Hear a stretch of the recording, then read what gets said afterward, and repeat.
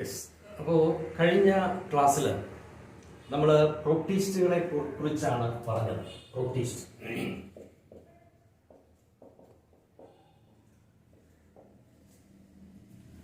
പ്രോട്ടീസ്റ്റുകളെ നമ്മൾ വളരെ പ്രധാനമായ 3 ഗ്രൂപ്പുകളായിട്ട് തിരിച്ചു. ഒന്നാമത്തത് ഫോട്ടോസിന്തറ്റിക് പ്രോട്ടീസ്റ്റ് അല്ലെങ്കിൽ പ്രോട്ടീസ്റ്റൻ ആൽഗ.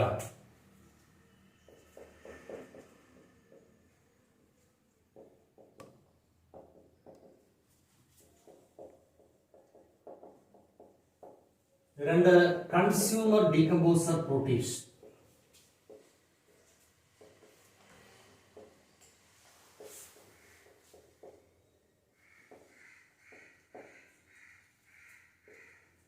മൂന്ന്, പ്രോട്ടോസോവൻ പ്രോട്ടീസ്റ്റ്.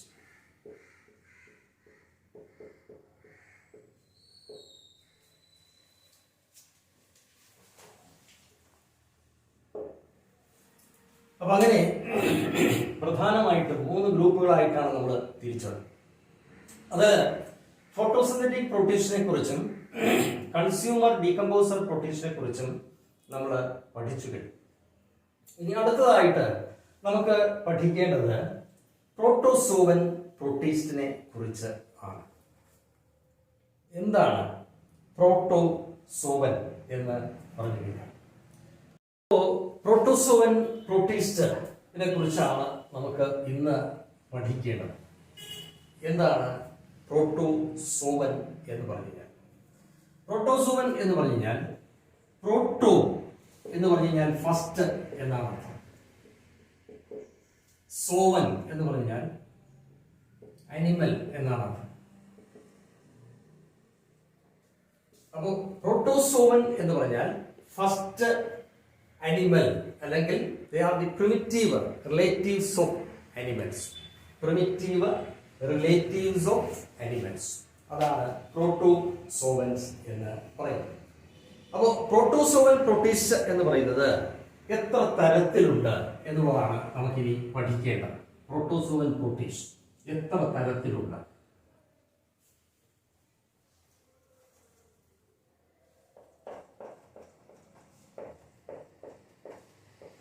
പ്രോട്ടോസോവൻ പ്രോട്ടീസ്റ്റ് എന്ന് പറയുന്നത് പ്രധാനമായിട്ടും ഒന്ന്, അമീബോയിഡ്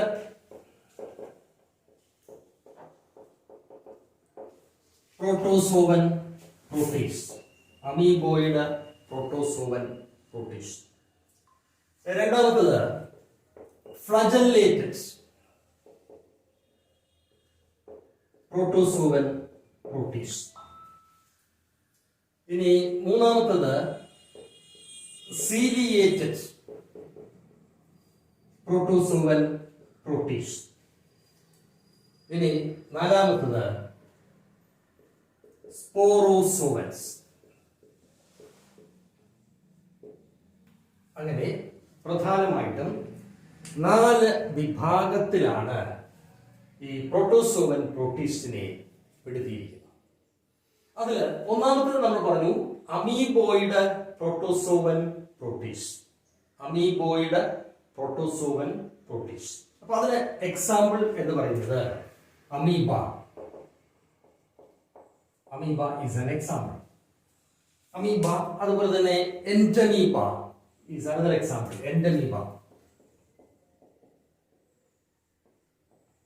അമീബ, എൻഡമീബ എന്നിവ അതിന് എക്സാമ്പിൾ ആണ്. രണ്ടാമത് flagellated protozoan പ്രോട്ടീസ്റ്റ്.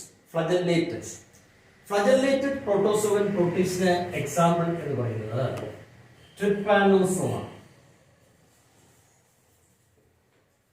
Which is a parasite.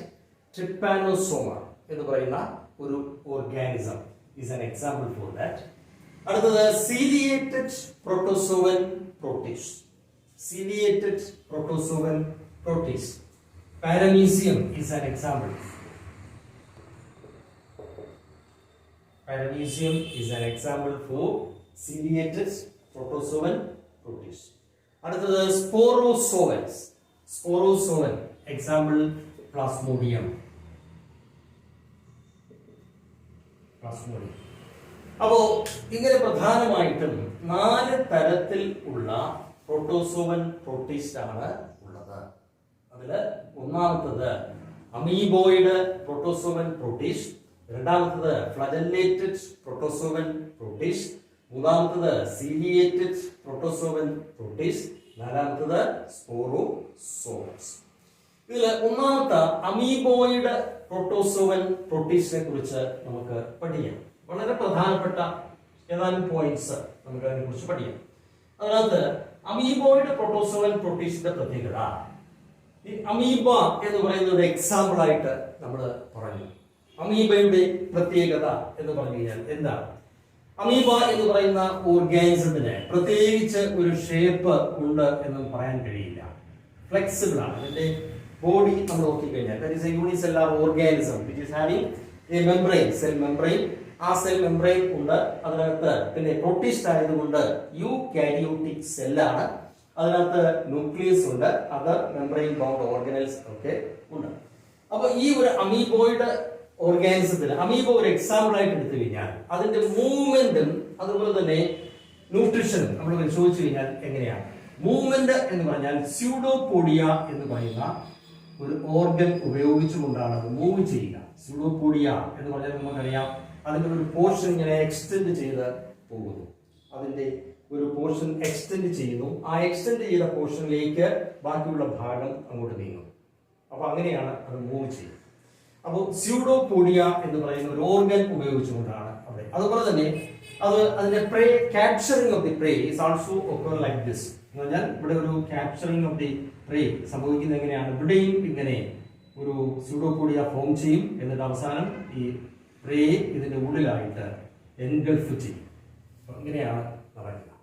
അപ്പോൾ ഈ ഒരു രീതിയിലാണ് ഇതിന്റെ ക്യാപ്ചറിങ്ങും ഫുഡ് ക്യാപ്ചറിങ്ങും അതുപോലെ തന്നെ മൂവ്മെന്റും. അപ്പോൾ ആ ഓർഗനെ നമ്മൾ സ്യൂഡോ പോഡിയ എന്ന് പറയും, അല്ലെങ്കിൽ ഫാൾസ് ഫീറ്റ് എന്ന് പറയും. False feet, pseudopodia or pseudo means false, feet, podia means feet. അപ്പോൾ സ്യൂഡോപോഡിയ അല്ലെങ്കിൽ ഫാൾസ് ഫീറ്റ് ഉപയോഗിച്ചുകൊണ്ടാണ് അതിന്റെ മൂവ്മെന്റ് നടക്കുന്നത്. ഇതിനകത്ത് റീപ്രൊഡക്ഷൻ എന്ന് പറയുന്നത് നമുക്കറിയാം യൂണിസെല്ലുലാർ ഓർഗാനിസം ആയതുകൊണ്ട് ബൈനറി ഫിഷൻ എന്ന് പറയുന്ന ഒരു പ്രോസസ്സാണ് അവിടെ നടക്കുക. ബൈനറി ഫിഷൻ നമ്മൾ നേരത്തെ പഠിച്ചിട്ടുള്ള ബൈനറി ഫിഷൻ എന്ന് പറയുന്ന ഒരു പ്രോസസ്സിന്റെ ഫലമായിട്ട് ഒരു സെല്ല് രണ്ട് സെല്ലായിട്ട് ഡിവൈഡ് ചെയ്യുന്നു. സോ ബൈനറി ഫിഷൻ, അതിന്റെ ഫലമായിട്ടാണ് ഇതിന്റെ റീപ്രൊഡക്ഷൻ എന്ന് പറയുന്ന പ്രോസസ്സ് നടക്കുന്നത്. ഈ അമീബ എന്ന് പറയുന്നത് ചില പാരസൈറ്റിക് ഫോമിലും കാണാൻ കഴിയും. പാരസൈറ്റിക് ഫോമിൽ കാണാൻ കഴിയും. അതിന് എക്സാമ്പിൾ ആണ് എൻഡമീബ. എൻഡമീബ എന്ന് പറയുന്ന organism, so that is A parasitic form, that is a parasite causing amoebiasis. Amoebiasis എന്ന് പറയുന്ന ഒരു ഡിസെന്ററി ഉണ്ടാക്കുന്ന ഒരു പാരസൈറ്റിക് ഫോമാണ് എൻഡമീബ എന്ന് പറയുന്ന ഓർഗാനിസം. അപ്പോൾ എൻഡമീബ എന്ന് പറയുന്ന ഈ അമീബോയിഡ് ഓർഗാനിസം എന്ന് പറയുന്നത് ചിലപ്പോൾ മറൈൻ ആയിട്ടുള്ള സ്പീഷീസുകളുണ്ട്. മറൈൻ എന്ന് പറഞ്ഞാൽ എങ്ങനെയുള്ളതാണ്? Sea water. അങ്ങനെ സീ വാട്ടറിൽ കാണപ്പെടുന്ന അമീബ നമ്മൾ നോക്കിക്കഴിഞ്ഞാൽ അതിന്റെ മെംബ്രെയിനിൽ സിലിക്കയുടെ ഡെപ്പോസിറ്റ് ഉണ്ടായിരിക്കും. അപ്പോൾ marine സ്പീഷീസില് silica,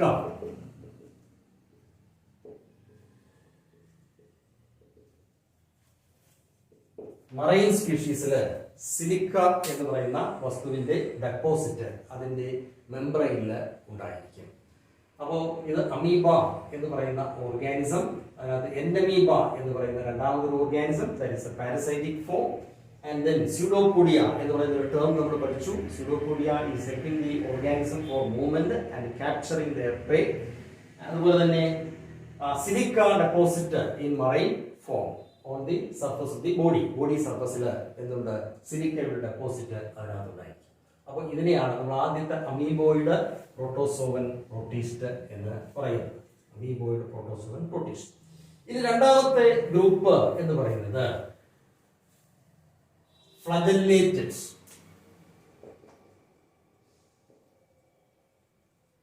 flagellated protozoan protists. Flagellated protozoan protists. Flagellated protozoan protistiന്റെ പ്രത്യേകത അതിന്റെ പേര് കേൾക്കുന്നത് പോലെ തന്നെ നമുക്കറിയാം അതിനകത്ത് എന്തുണ്ട്? ഫ്ലജല്ലയുണ്ട്. Flagellated, they have flagella.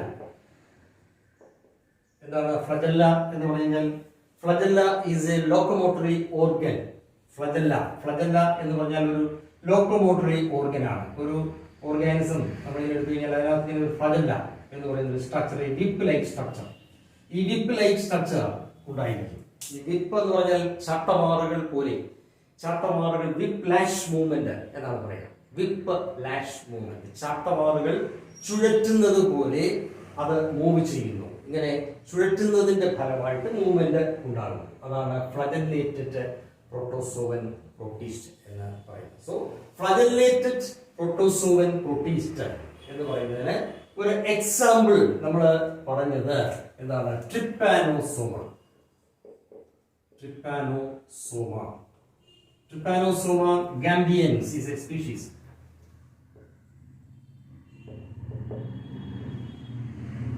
Trypanosoma gambians is a species. അപ്പോൾ ട്രിപ്പാനോസോമ എന്ന് പറയുന്ന ഒരു ഓർഗാനിസം എന്ന് പറയുന്നത് ഫ്ലജല്ലേറ്റഡ് പ്രോട്ടോസോവൻ പ്രൊട്ടിസ്റ്റിന് എക്സാമ്പിൾ ആണ്. So Trypanosoma is a parasite. അത് ഒരു പാരസൈറ്റ് ആണ്. ഈ parasite it is causing a particular disease.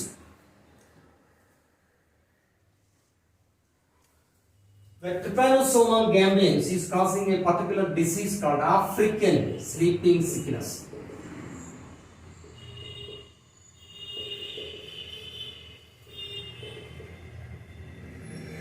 African sleeping sickness. അപ്പോൾ ആഫ്രിക്കൻ സ്ലീപ്പിംഗ് സിക്നസ് എന്ന് പറയുന്ന ഒരു രോഗം ഉണ്ടാക്കുന്ന ഒരു ഓർഗാനിസം ആണ് ട്രിപ്പാനോസോമ ഗാംബിയൻസ് എന്ന് പറയുന്ന ഓർഗാനിസം. അപ്പോൾ this disease is transmitted by a particular organism, that is TSC, CC fly or sand fly. CC fly or sand fly എന്ന് പറയുന്ന ഒരു ഫ്ലൈ ആണ് ഇതിനെ ട്രാൻസ്മിറ്റ് ചെയ്തത്. ആഫ്രിക്കൻ സ്ലീപ്പിംഗ് സിക്നസ് എന്ന് പറയുന്ന ഒരു രോഗം ഉണ്ടാക്കുന്ന ഒരു ഓർഗാനിസം ആണ് ട്രിപ്പാനോസോമ ഗാംബിയൻസ്.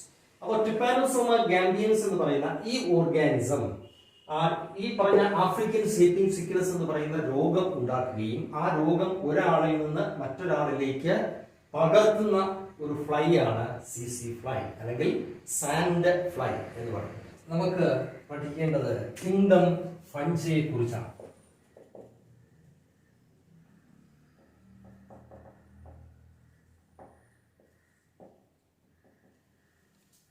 Kingdom fungi. ഫഞ്ച് എന്ന് പറയുന്ന വിഭാഗത്തിൽപ്പെട്ട ഓർഗാനിസത്തിന്റെ പ്രത്യേകത എന്ന് പറഞ്ഞു കഴിഞ്ഞാൽ എന്താണ്? അപ്പോൾ ഫഞ്ച് എന്ന് പറയുന്നത് ഒരു ക്ലോറോഫില്ലേറ്റഡ് താലോഫൈറ്റ്സ് എന്നാണ് പറയുന്നത്. ഫഞ്ച് ആർ ക്ലോറോഫില്ലേറ്റഡ് താലോഫൈറ്റ്സ്, അങ്ങനെ അതിനെ വിളിക്കും. എന്താണ് ക്ലോറോഫില്ലേറ്റഡ്?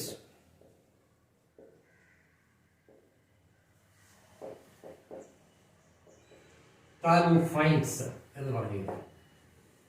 ക്ലോറോഫില്ലേറ്റഡ് താലോഫൈറ്റ്സ് എന്ന് പറഞ്ഞാൽ അതിൽ എന്താണ് ദ ടേം താലോഫൈറ്റ്സ് എന്ന് നമ്മൾ ഓർക്കുക. താലോഫൈറ്റ്സ് എന്ന് പറഞ്ഞു കഴിഞ്ഞാൽ a plant body which is not differentiated into root, stem or leaf. അതിനാണ് സാധാരണ നമ്മൾ താലോഫൈറ്റ്സ് എന്ന് നമ്മൾ പറയാം. ഇതൊരു മറ്റൊരു കിങ്ഡമാണ്, ഫംഗസ് എന്ന് പറയുന്ന കിങ്ഡമാണ്. എങ്കിലും സാധാരണ നമ്മൾ അതിനെ വിളിക്കുന്നത് ക്ലോറോഫില്ലേറ്റഡ് താലോഫൈറ്റ്സ് എന്ന് ആണ്. അപ്പോൾ താലോഫൈറ്റ്സ് എന്ന് പറഞ്ഞാൽ ഒരു ബോഡിയാണ്, a plant body which is not differentiated in root, stem or leaf.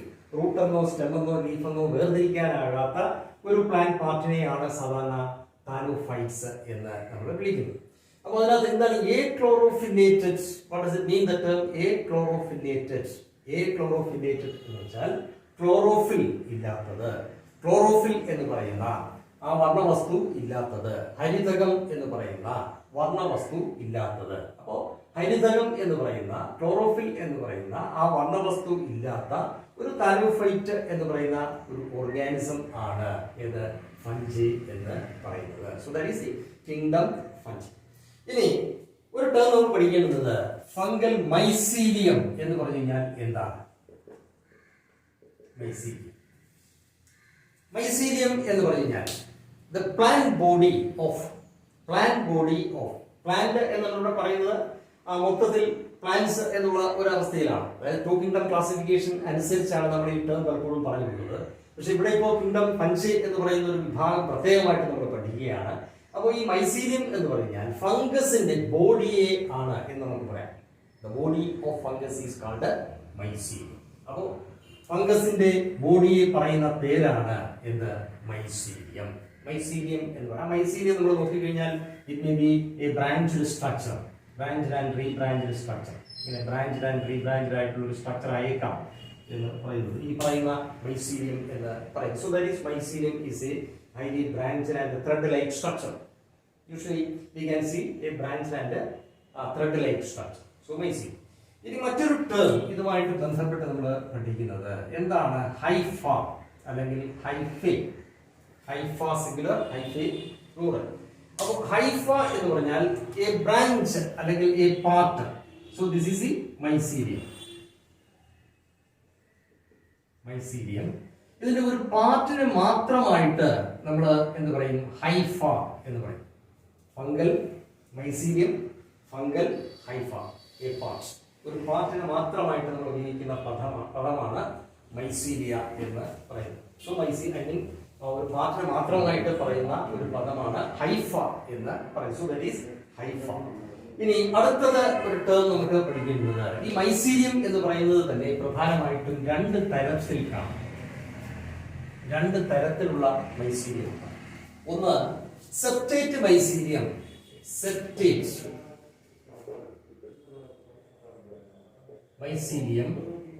രണ്ടാമത്തത് എസെപ്റ്റേറ്റ് മൈസീലിയം.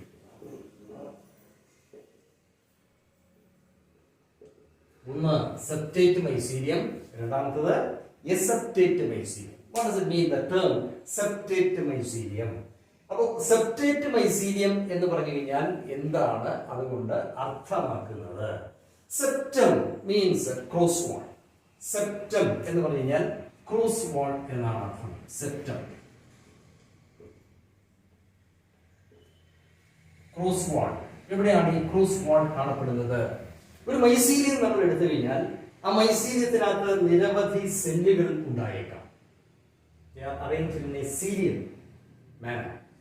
ഒരു മൈസീലിയം നമ്മളിങ്ങനെ എടുത്തു കഴിഞ്ഞാൽ ആ മൈസീലിയത്തിനകത്ത് നിരവധി സെല്ലുകൾ കണ്ടേക്കാം. അപ്പോൾ ആ സെല്ലുകളിൽ കുറുകെയായിട്ട് എന്തുണ്ടെങ്കിൽ സെപ്റ്റം ഉണ്ടെങ്കിൽ, ക്രോസ് വാൾസ് ഉണ്ടെങ്കിൽ അങ്ങനെയുള്ള മൈസീലിയത്തെയാണ് സെപ്റ്റേറ്റ് മൈസീലിയം എന്ന് വിളിക്കുന്നത്. സെപ്റ്റം ഉള്ള മൈസീലിയം സെപ്റ്റേറ്റ് മൈസീലിയം. അപ്പോൾ ഈ മൈസീലിയത്തിനകത്ത് ക്രോസ് വാൾസ് അല്ലെങ്കിൽ കുറുകെയുള്ള എന്താണ് ഭിത്തി, കോശഭിത്തി ഉണ്ട്. അപ്പോൾ അങ്ങനെയുള്ള മൈസീലിയത്തെ നമ്മൾ എന്ത് വിളിക്കും? സെപ്റ്റേറ്റ് മൈസീലിയം എന്ന് വിളിക്കും. ഇനി രണ്ടാമത്തത് എസെപ്റ്റേറ്റ് മൈസീലിയം എന്ന് പറഞ്ഞാൽ എന്താ? അപ്പോൾ സെപ്റ്റേറ്റിന്റെ ഓപ്പോസിറ്റ് ആണ് എസെപ്റ്റേറ്റ് മൈസീലിയം. അപ്പോൾ എസെപ്റ്റേറ്റ് മൈസീലിയം എന്ന് പറഞ്ഞു കഴിഞ്ഞാൽ അതിനകത്ത് എന്തില്ല? ക്രോസ് വാൾസ് ഉണ്ടായിരിക്കില്ല. ക്രോസ് വാൾസ് ഉണ്ടായിരിക്കില്ല എങ്കിൽ അതിന്റെ അവസ്ഥ എങ്ങനെയായിരിക്കും? ന്യൂമറസ് ന്യൂക്ലിയസ് ഇങ്ങനെ അതിന്റെ സൈറ്റോപ്ലാസത്തിൽ കാണപ്പെടും. ന്യൂമറസ് ന്യൂക്ലിയൈ ആർ ധാരാളം ന്യൂക്ലിയസുകൾ ഉണ്ട്. പക്ഷേ ആ ഓരോ ന്യൂക്ലിയസിനും ഇടയിലായിട്ട് അല്ലെങ്കിൽ രണ്ട് അഡ്ജസന്റ് ന്യൂക്ലിയസുകൾക്ക് ഇടയിലായിട്ട് എന്തില്ല? ക്രോസ് വാൾസ് ഇല്ല. അങ്ങനെ കുറുകെയുള്ള ക്രോസ് വാളുകൾ ഇല്ലാത്ത ഒരു മൈസീലിയം ആണ് എസെപ്റ്റേറ്റ് മൈസീലിയം എന്ന് പറയുന്നത്. അപ്പോൾ സെപ്റ്റേറ്റ് മൈസീലിയം അതുപോലെ തന്നെ എസെപ്റ്റേറ്റ് മൈസീലിയം. സോ രണ്ട് തരത്തിലുള്ള മൈസീലിയം. ഹൈഫ എന്ന് പറഞ്ഞു കഴിഞ്ഞാൽ a branch, a part of the mycelium is called hypha. അപ്പോൾ ഇത്രയും കാര്യങ്ങളാണ് ഇതിന്റെ സ്ട്രക്ചർ, വെജിറ്റേറ്റീവ് സ്ട്രക്ചറിനെ കുറിച്ച് നമ്മൾ പഠിച്ചത്. ഇനി ഫംഗസുകളുടെ ന്യൂട്രീഷനെ കുറിച്ച് പറഞ്ഞു കഴിഞ്ഞാൽ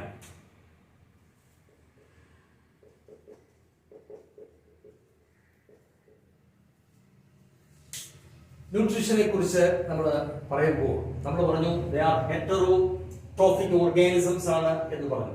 They are heterotrophic organisms. Autotrophs അല്ല, they are heterotrophic organisms. എന്താണ് autotrophs എന്നും എന്താണ് heterotrophs എന്നും നമ്മൾ പഠിച്ചതാണ്. Heterotrophs എന്ന് പറഞ്ഞാൽ organisms which depends on other organisms for their food. ആഹാരത്തിന് വേണ്ടി മറ്റ് ജീവികളെ ആശ്രയിക്കുന്ന ജീവി വർഗമാണ് എന്താണ് heterotrophs. അപ്പോൾ ന്യൂട്രീഷനെ അടിസ്ഥാനമാക്കി ഫംഗസുകളെ മൂന്നായിട്ട് നമുക്ക് തിരിക്കാം. ഈ ഹെറ്ററോട്രോഫിക് ഓർഗാനിസമായ ഫംഗസിനെ മൂന്നായിട്ട് നമുക്ക് തിരിക്കാം. അതിൽ ഒന്ന് സാപ്രോഫൈറ്റുകൾ,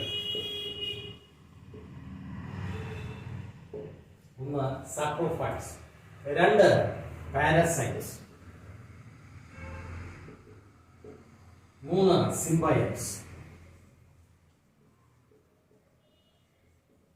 ഒന്ന് സാപ്രോഫൈറ്റ്സ്, രണ്ടാമത്തത് പാരസൈറ്റ്സ്, മൂന്നാമത്തത് സിംബയൻസ്. അപ്പോ ഇതിനകത്ത് സാപ്രോഫൈറ്റ്സ് എന്ന് പറയുന്ന ഓർഗാനിസം അതിന്റെ പ്രത്യേകത they depends on the dead bodies of other organisms. They depends on dead bodies of other organisms.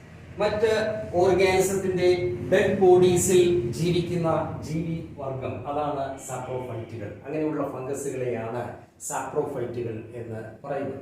ഇപ്പോ dead and decaying materials, plant twigs and leaves, പ്ലാന്റ്സിന്റെയൊക്കെ ലീവ്സിന്റെയും ട്യൂബ്സും ഒക്കെ ഡിസന്റിഗ്രേറ്റ് ചെയ്ത് പോകുന്നതിന് സഹായിക്കുന്ന ഒരു ഫംഗസ് ആണ് ഏത് സാപ്രോഫൈറ്റുകൾ എന്ന് പറയുന്ന വിഭാഗത്തിൽപ്പെട്ട ഫംഗസുകൾ.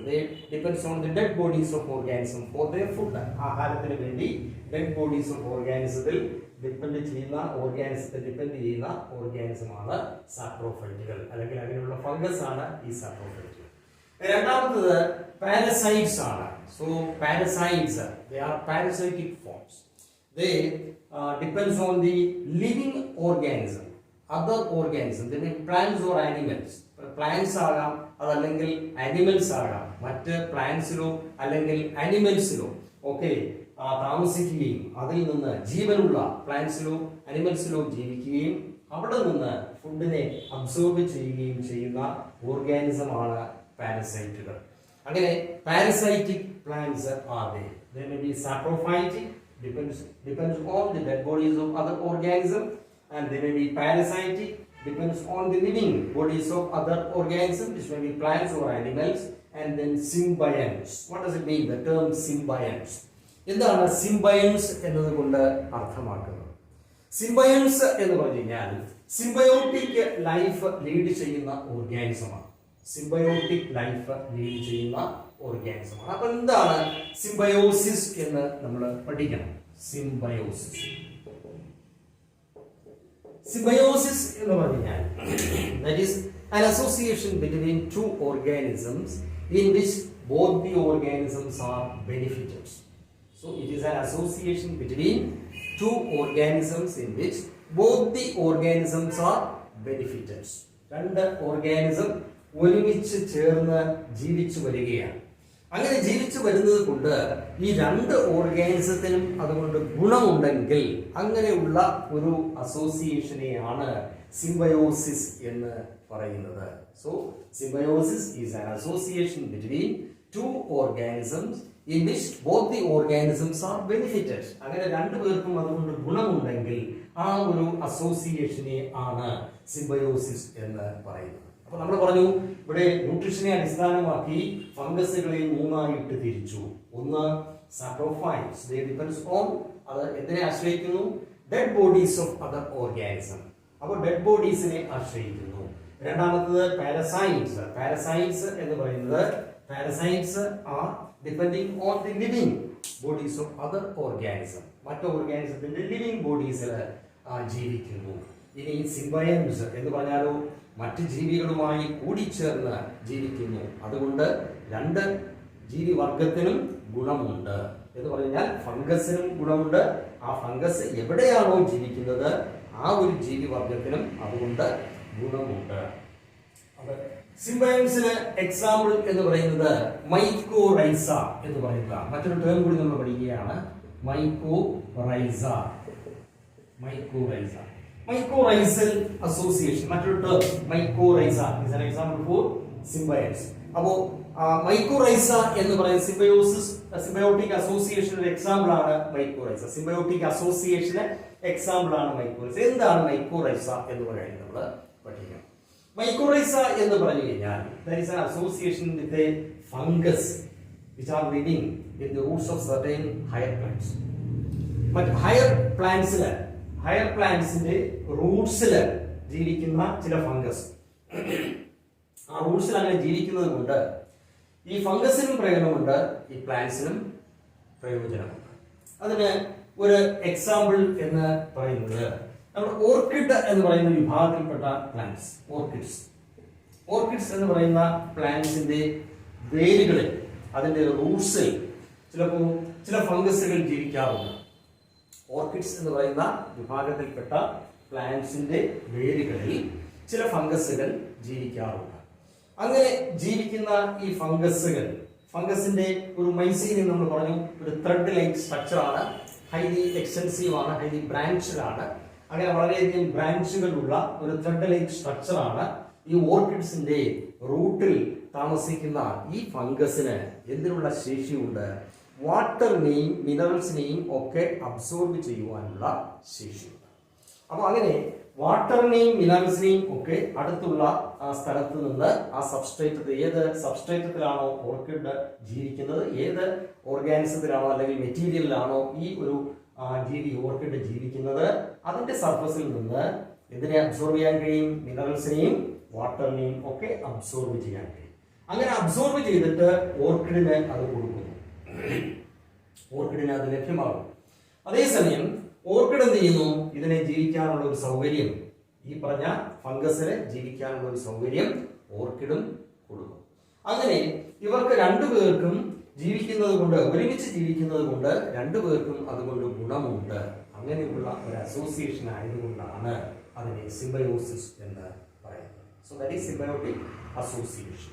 So it is A symbiotic association between, symbiosis is a symbiotic association, that is an association between two organisms in which both the organisms are benefited. രണ്ടുപേർക്കും അതുകൊണ്ട് ഗുണമുള്ള, രണ്ടുപേരും ഒരുമിച്ച് ജീവിക്കുന്ന ഒരു അസോസിയേഷൻ ആണ് എന്ന് പറയുക സിംബയോസിസ് എന്ന് പറയുന്നത്. അപ്പൊ അങ്ങനെ മൂന്ന് തരത്തിലാണ്, ന്യൂട്രീഷനെ അടിസ്ഥാനമാക്കി നമുക്ക് ഇതിനെ മൂന്നായിട്ട് തരംതിരിച്ചു എന്ന് പറഞ്ഞാൽ, സപ്രോഫൈറ്റിക് ആയിട്ടുള്ള ഓർഗാനിസം ഡെഡ് ബോഡീസിൽ ജീവിക്കുന്നു, പാരസൈറ്റിക് ആയിട്ടുള്ള ഓർഗാനിസം അത് എവിടെ ജീവിക്കുന്നു? പാരസൈറ്റിക് ലിവിംഗ് ഓർഗാനിസത്തിൽ, പ്ലാന്റ്സിലും ആകാം ആനിമൽസിലും ആകാം. സിംബയോൺസ് എന്ന് പറയുന്നത് മറ്റ് ജീവികളുമായിട്ട് കൂടിച്ചേർന്ന് ജീവിക്കുന്നു. അപ്പൊ അങ്ങനെ ആണ് അത് ന്യൂട്രീഷന് വേണ്ടി ഈ പറഞ്ഞ ജീവിവർഗത്തെ അല്ലെങ്കിൽ ഈ രീതിയെ ആശ്രയിക്കുന്നു. അങ്ങനെയാണ് മൂന്ന് തരത്തിലുള്ള ഓർഗാനിസംസ് എന്ന് പറയുന്നത്. ഇനി നമ്മൾ റീപ്രൊഡക്ഷനെ കുറിച്ച് പറയുമ്പോൾ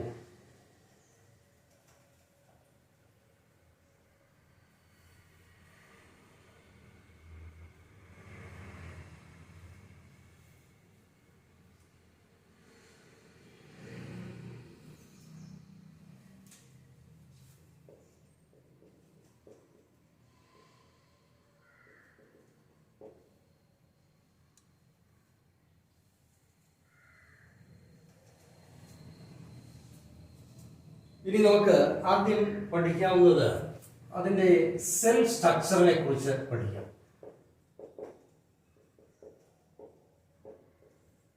ഒരു സെൽ സ്ട്രക്ചർ നമ്മൾ നേരത്തെ രണ്ട് തരത്തിലുള്ള മൈസീലിയം ഉണ്ടെന്ന് പറഞ്ഞു. അതിന്റെ സെൽ വാളിന് ഒരു പ്രത്യേകതയുണ്ട്.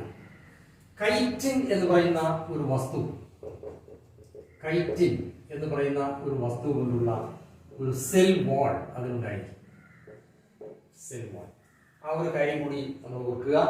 കൈറ്റിൻ എന്ന് പറയുന്ന ഒരു വസ്തു കൊണ്ടാണ് ഒരു സെൽ നമ്മൾ എടുത്തു കഴിഞ്ഞാൽ അതിന്റെ സെല്ലിനകത്ത് നമ്മൾ രണ്ട് തരത്തിലുള്ള മൈസീലിയം ഉണ്ടെന്ന് പറഞ്ഞു. അതിനകത്ത് സെൽ മെംബ്രെയിൻ ഉണ്ടായിരിക്കും, അതുപോലെ തന്നെ സെൽ വാളും ഉണ്ടായിരിക്കും. ഈ cell wall is composed of a substance which is called chitin. അത് ഫംഗസുകളുടെ ഒരു പ്രത്യേകതയാണ്. കൈറ്റിൻ എന്ന് പറയുന്ന ഒരു വസ്തു കൊണ്ടുള്ള ഒരു സെൽ വാൾ, കൈറ്റിൻ എന്ന് പറയുന്ന ഒരു വസ്തു കൊണ്ടുള്ള കൈറ്റിനസ് സെൽ വാൾ എന്ന് പറയുന്നത് ഇതിന്റെ ഒരു പ്രത്യേകതയാണ്.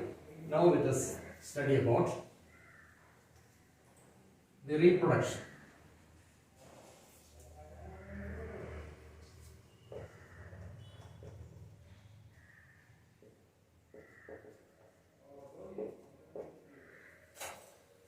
റീപ്രൊഡക്ഷനെ കുറിച്ച് പറയുമ്പോൾ ഫംഗസുകളിൽ പ്രധാനമായിട്ടും വെജിറ്റേറ്റീവ് മെത്തഡ് ഓഫ് റീപ്രൊഡക്ഷൻ, 3 തരത്തിലുള്ള റീപ്രൊഡക്ഷൻ ആണുള്ളത്.